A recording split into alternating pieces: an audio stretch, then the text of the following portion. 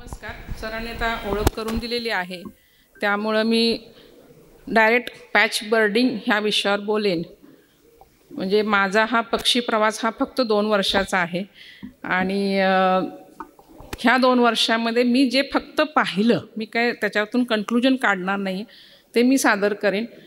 सरांच्या मार्गदर्शनानुसार आणखी नेवे सर ज्यावेळी आले होते त्यांच्या संकल्पनेनुसार असं आमच्या बर्ड सॉन्ग क्लबमध्ये ठरवण्यात आलं की आपण हा पॅच बर्डिंग प्रोजेक्ट राबवायचा आहे आणि असे 4 पॅच आपण सरांनी सगळे त्याची नैसर्गिक संपत्ती वगैरे सगळं पाहून असे 4 पॅच निवडण्यात आले. पहिला तो शांतिनिकेतनचा होताच.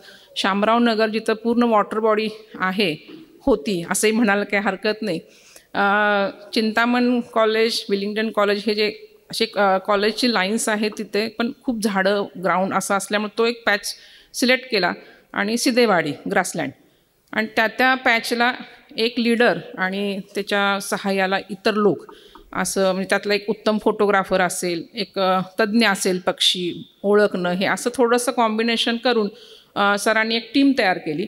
आणि आता वेळेअभावी मला सगळ्यांचंच इथं मांडता येणार नाही, पण आपल्या स्मरणिकेमध्ये डिटेल लेख मी तिथं दिलेला आहे.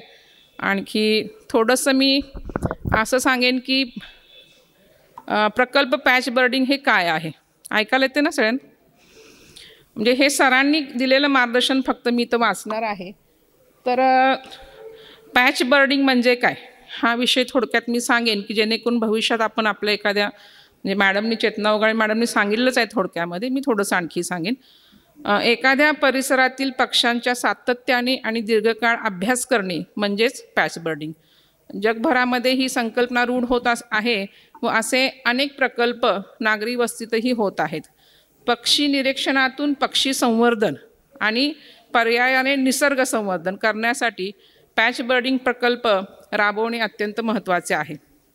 यासाठी असं नाही आहे की आपल्याला कुठं जंगलात जायचं आहे, अभयारण्यात जायचं आहे, तर असं कुठलंही तिथं नाही आहे. तर जो आपल्या नोकरीच्या ठिकाणी असेल, घराच्या आसपास असेल, शैक्षणिक संस्था म्हणजे जशी आमची विलिंग्डन, बागा, तलाव, नदी किनारे की जिथं नजीकच्या काळामध्ये फार मोठे बदल होणार नाहीत. म्हणजे आज आहे पॅच आणि पुढच्या वर्षी तिथं काहीतरी बांधकाम झालं असा तो प्रदेश नसावा की जिथं काही बदल होणार नाहीत काही वर्ष, तर असा एक एरिया आपण लोकेट करून तिथं पॅच बर्डिंगचं काम सुरू करायचं आहे. तर पक्षाला आपण पर्यावरणाचा निर्देशक मानतो. आणखी पर्यावरणाचा ऱ्हास जो होत असतो तो पहिल्यांदा कुणावर होतो तर पक्ष्यांच्यावर होतो. म्हणून ठराविक क्षेत्रात दीर्घकाळ आणि सातत्यानं निरीक्षण करून तेथील पक्षी जीवनाचा अभ्यास करणे अत्यंत महत्त्वाचे आहे. आणखी त्याच्या जगण्यास म्हणजे पक्ष्यांच्या जगण्यास जे काही इतर निसर्ग घटक आहेत त्यांचाही अभ्यास होणं महत्त्वाचं आहे. तर पॅच निवडताना मी मगाशी सांगितलं की आपल्याला कसा असावा. झाडं असावीत, मोठी मोकळ्या जागा, पाणथळ जागा, इमारती असाव्यात, दगडी कौलारू जिथं घरं आहेत अशा काही जागा निवडाव्यात किंवा जास्तीत जास्त तो 1 चौरस किलोमीटरचा असावा, त्याच्यापेक्षा लहान तो असू नये असं एक त्यामध्ये सरांनी गाईडलाईन दिली होती आम्हाला. आणखी त्या पॅचपर्यंत पक्षी निरीक्षकांना सहजपणे जाता यावं किंवा ठराविक ठिकाणापर्यंत गाडी नेता येईल, तिथून वॉकिंग डिस्टन्सला आपल्याला जाता यावं असा तो पॅच असावा. पॅच जर खूपच मोठा असेल तर त्याचे खंड करायचे, म्हणजे 1 नंबर, 2 नंबर, 3 नंबर असे, आणि त्या ग्रुपनं त्या नंबरप्रमाणे एखाद्या आठवड्यातून 1 दिवस जाऊन तिथं निरीक्षण करायचं. आणि तो तशा नोंदी ई-बर्डचं सगळं मार्गदर्शन आम्हाला दिलेलंच आहे आणि त्यानुसार सगळे आमचे लीडर्स जे आहेत ते सगळे हे काम करत आहेत. तर हा कालावधी तुम्ही कसा म्हणजे किती तास करायचं, किती मिनटं करायचं, तर तो 15 मिनटंसुद्धा तुम्ही करू शकता किंवा जास्तीत जास्त 3 ताससुद्धा करू शकता. आणि आठवड्यातून किमान 1 वेळा तुम्ही त्या पॅचवर जायचं आहे. आणखी चांगल्यातल्या चांगली वेळ म्हणजे तुम्हाला सगळ्यांना माहीतच आहे की सांगायची गरज नाही. सकाळी 6:30 ते 10पर्यंत किंवा संध्याकाळी 4 ते 7:30पर्यंत म्हणजे दिवस मावळतीच्या नुसार. विणीच्या हंगामात मात्र पहाटे थोडंसं आपण जर गेलो 3:40 किंवा 4 किंवा रात्री उशिरा आपण काही गेलो तर तिथंसुद्धा पौर्णिमेच्या रात्री पक्ष्यांचे जे काय खूप आवाज देतात वगैरे ह्यांची पण आपल्याला ओळख होते आणि त्यांचे त्या आवाजामागचे उद्देश काय आहेत हे पण आपल्याला समजून येतं. तर हे काम करण्यासाठी कोणीही अगदी टॉपमोस्ट तज्ज्ञ असावं. आपल्या बऱ्याच जणांना वाटतं की आपल्याला काही येत नाही ह्यातलं, मलाही काही येत नव्हतं. पण कोणीही विद्यार्थी, महिला, पुरुष, पक्षीप्रेमी जे आहेत त्यांनी हे काम करणं सोपं आहे. पण त्यासाठी दुर्बीण म्हणा किंवा पेन, पुस्तक, वही हे सगळं पेशन्स, थोडक्यामध्ये आणखी सातत्यानं जाण्यासाठी सुद्धा पेशन्स लागतात. एक दिवस गेला आणि परत नाही गेलो असं नको आहे. आणखी कॅमेरा असेल, तुमचा रेकॉर्डर असेल, तर अशा गोष्टी तुम्ही वापरून हे काम करू शकता. क्षेत्रपुस्तक सोबत असणं, सर आम्हाला कायम रागवतात की तुम्ही असेच उठता आणि लगेच जाता. क्षेत्रपुस्तिका जी आहे ती कायम तुमच्या सोबत पाहिजे. आणि भले तुम्ही 4 पक्षी बघा, पण त्याचा व्यवस्थित अभ्यास करा. घाई करू नका. चेकलिस्टला माझे 50 पक्षी दिसलेच पाहिजेत अशी काही न घाई करता 4च पक्षी बघा आणि त्यांचा टोटल तुम्ही अभ्यास करा. असं सरांचं नेहमी सातत्यानं मार्गदर्शन असतं. तर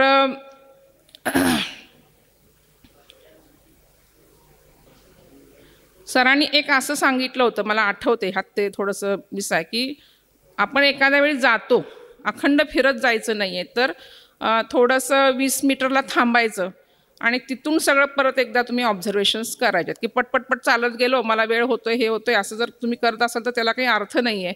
तर तेवढ्या कालावधीत तुम्ही 20 मीटरमध्ये थांबा, आजूबाजूचा प्रदेश बघा, आणखी त्याच्या सगळ्या आवाज ऐका, कुठल्या झाडातून ते येतोय, कुठं घरटं झालंय का, पण त्याचे फोटो वगैरे काही त्यांनी काढायचे नाही आहेत. किंवा असं जे आपण खालून जातो दलदलीची पाण्यातून किंवा ग्राउंडवरून, तर त्याला आपण लाईन ट्रान्झिस्ट असं म्हणतो. आणि एखाद्या उंच ठिकाणी जर आपण जाऊन निरीक्षण करत असतो, ह्याला पॉईंट काउंट म्हणतात. म्हणजे आता आमचा तो एक इव्हेंट राहिला आहे, आपलं ठरलं होतं हॉस्टेलच्या वर जाऊन थोडंसं आपण करूया, बघूया कसं काढणं. हे करण्या अगोदर मात्र पक्षी पाहणे, ते ओळखणे, त्यांची बसण्याची जागा, संख्या, हे सगळं तुम्हाला आधी समजून घ्यावं लागले. एखाद्या तज्ज्ञ व्यक्तीच्या हाताखाली तुम्हाला थोडंसं काम करावं लागेल, जे आम्ही आता अजूनही करत आहोत. आणि तज्ज्ञ कोण आहेत हे काही मी नाव घेणार नाही आहे, ऑब्व्हियसली सरच आहेत. तर घरट्यासाठी कोण साहित्य नेतं आहे का, घरटं झालं आहे का, कोण कुणाला भरवत आहे का, जे ब्रूड पॅराडिझम आपण जे म्हटलं, आणखी कुठला पक्षी कुठल्या पक्षाला भक्ष्य बनवतो आहे का, हे सुद्धा तुमच्या निरीक्षणामध्ये आलं पाहिजे. आणि घरट्यांच्या नोंदी ह्या मात्र करायच्या, त्याचे फोटो किंवा जे मागाशी सांगितलंच की अजिबात हे आपण करायचं नाही आहे. आणि हे जर तुम्ही करत असाल, म्हणजे हे सरांचं आहे की तुम्ही पक्षी निरीक्षक नाही आहात, की तुम्ही तुमच्या फोटोसाठी जर हे काम करणार असाल तर ते कृपया करू नका. हिवाळ्यात आणि उन्हाळ्यात जे स्थलांतरित पक्षी आहेत त्यांच्याही नोंदी करणं, पिल्लांशी संवाद असतात, समूह गाणं असतं, हे म्हणजे आवाजावरून सुद्धा तुम्हाला पक्षी ओळखता आला पाहिजे. आवाजाचं त्याचं काय अर्थ आहे हे थोडंसं आम्हाला अजून खूप अवघड आहे, पण सरांनी तो सुद्धा भाग आमच्याकडून करून घ्यायला सुरुवात केलेली आहे. की आवाजावरून पक्षी ओळखा, काय नेमका अर्थ आहे त्याचा, हे सगळं तुम्ही शिकायचं आहे. हे जरी असं असलं तर पॅच बर्डिंगमुळं नेमकं काय होतं, तर आपल्या रोजच्या परिसराची वेगळी ओळख आपल्याला होते. म्हणजे शांतिनिकेतनमध्ये मी आहे जॉबला, पण बरीच ठिकाणं मला माहीत नव्हती आणि ती सगळी ठिकाणं मला माहीत व्हायला लागली. आणखी मी त्या ठिकाणावर पोचू लागले.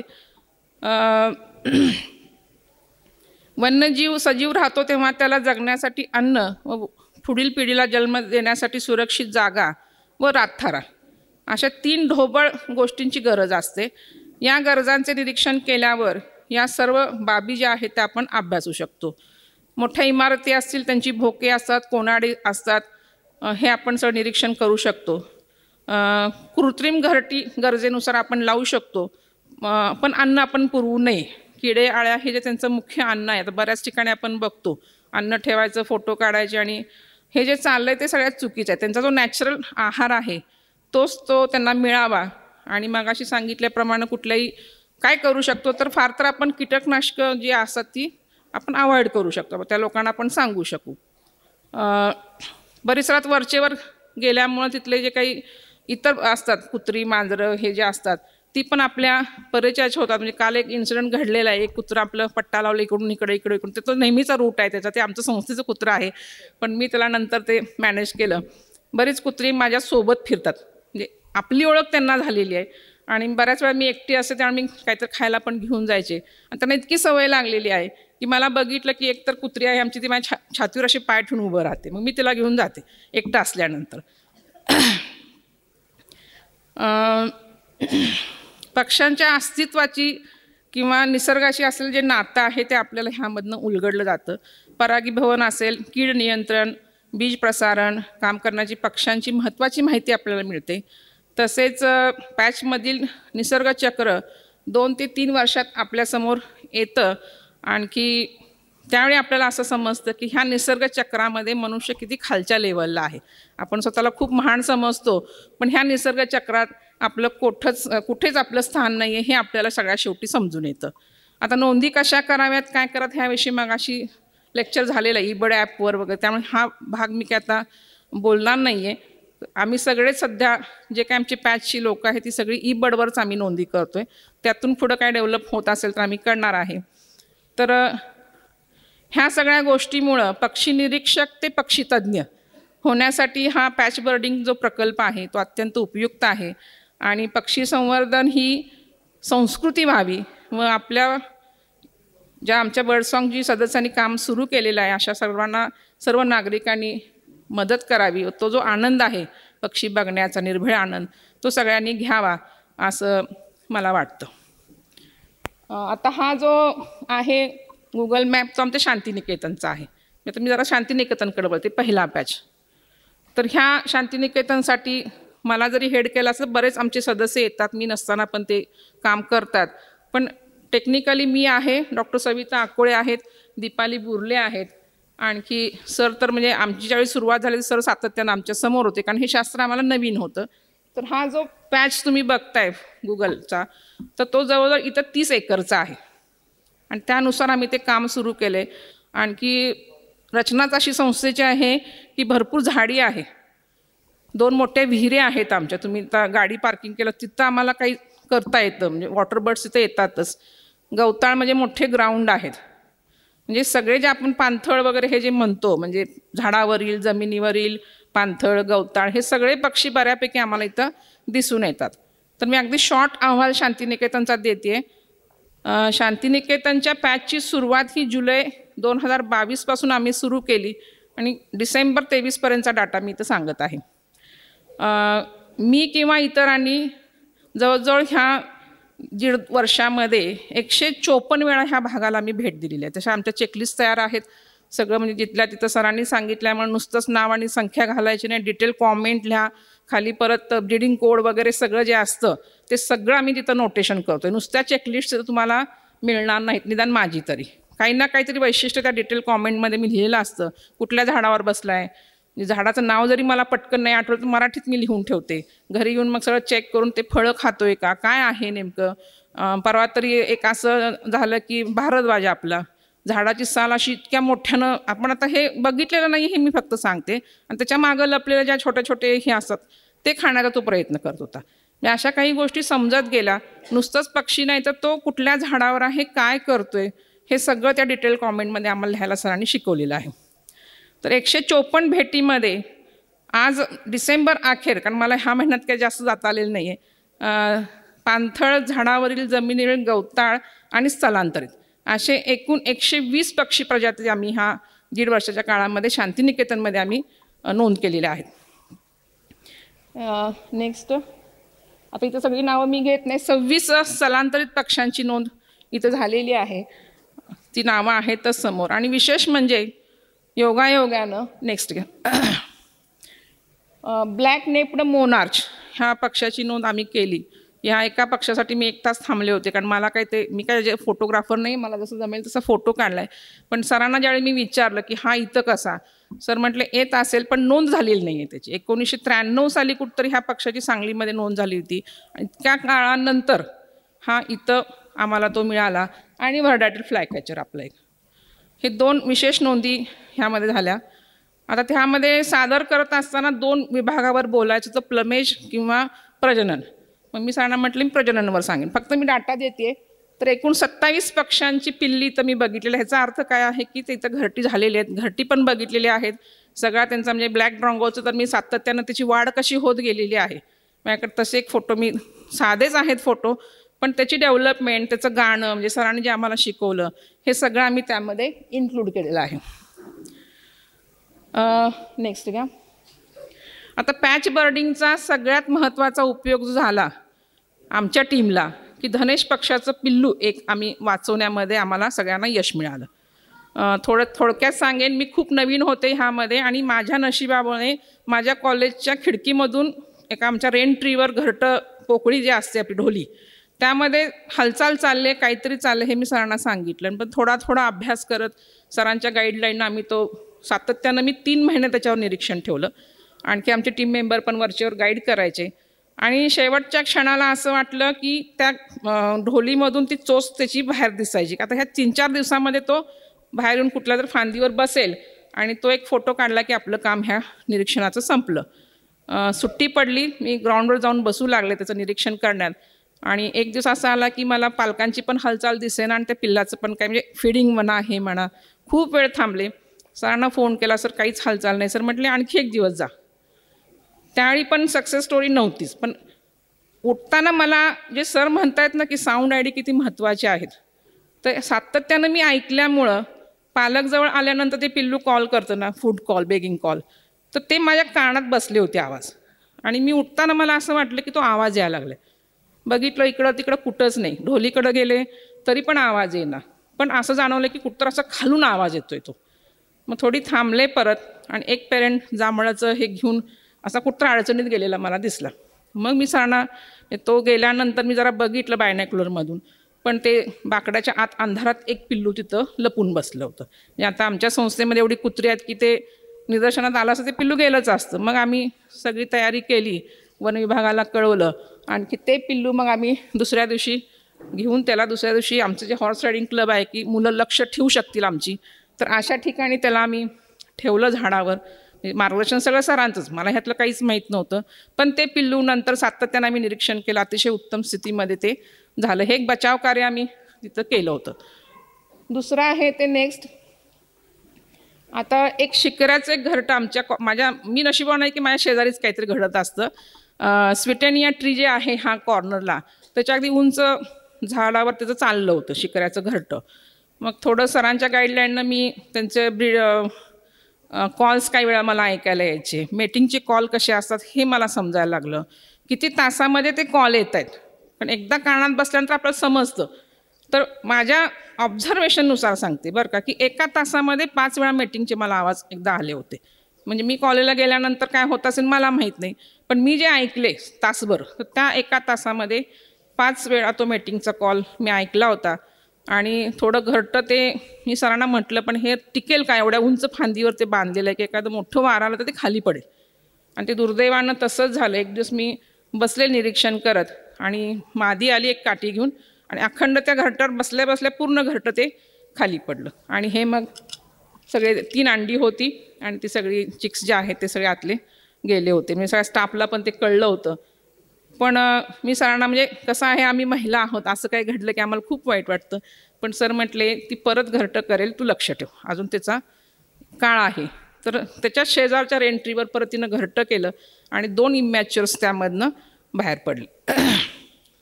सगळीकडंच आपण बघतो माणसांच्या मध्ये जशी दिव्यांग लोक असतात तसे आमच्या शांतिनिकेतनमध्ये सुद्धा काही दिव्यांग पक्षी आम्हाला निदर्शनास आलेले आहेत. तर त्यामध्ये एक आहे ब्लॅक हेडेड आयबिस, शराटी आपला काळ्या डोक्याचा, त्याला एकच पाय आहे. बऱ्याच वेळा मी निरीक्षण केलं की दुमडून घेतला आहे का, काय केलं आहे का, सरांनी पण एकदा बघितलं तर त्याला एकच पाय आहे. त्याचं काय कारण असेल काय हे आम्ही नंतर पण तो अजून व्यवस्थित आहे. की एक पाय आहे म्हणून त्याचं काहीतरी नुकसान झालं आहे, शारीरिक डेव्हलपमेंट झालेली नाही असं काही झालेलं नाही आहे. तर तो एक पायाचा शराटी मी नेहमी बघते आणि ग्रुप मेंबरनी पण बघितलेला आहे. आणि आपली कॉमन मैना ही पण एक पायाची आहे, सुदृढ आहे, म्हणजे त्याच्यात काही असं प्रॉब्लेम नाही आहे. सरांच्या निर्देशनानुसार पक्ष्यांचे काही वेळा शेपटीची पिसं गळतात. तर असे 2 पक्षी आमच्या निदर्शनात, धनेशी एक शेपटी गळली होती, आणखी दुसरं होतं ते भारद्वाज आपलं. आता नेक्स्टमध्ये हे जे सिद्धेवाडी, शामरावनगर आणि कॉलेज कॅम्पस, हा फक्त मी गुगल नकाशा दाखवते आणि ह्याची सगळी माहिती तुमच्या स्मरणिकेमध्ये आता आपल्याला वेळ नाही आहे.